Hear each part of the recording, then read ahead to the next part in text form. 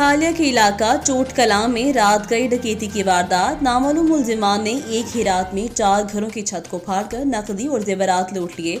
मुकामी लोगों के मुताबिक अभी तक पुलिस की तरफ से कोई पेशरफ्त नजर नहीं आई।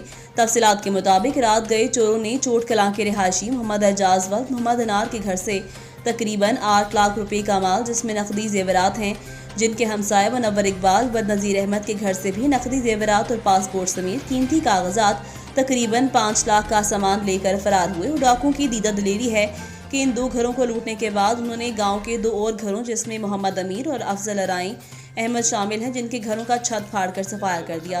अहले गांव के लोगों का कहना है कि हमारी DPO मंडी और हुकूमत पाकिस्तान से अपील है कि हमारे नामालूम मुलजिमान जल्द से जल्द ट्रेस करके गिरफ्तार किए जाएं और हमारी लूटी हुई दौलत हमें वापस दिलवाई जाए।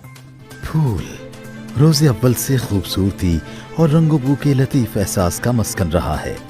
खूबसूरत रंगों का ये हसीन इम्तजाज और फूलों से सजा एक दिल फरेब मंजर अब आप देख सकते हैं पंजाब के सबसे खूबसूरत गार्डन, जिला गुजरात की सबसे ज्यादा developed housing society new metro city में बनने वाले एक शाहकार मिरेकल गार्डन में, जो अब अवामुन नास के लिए खोल दिया गया है।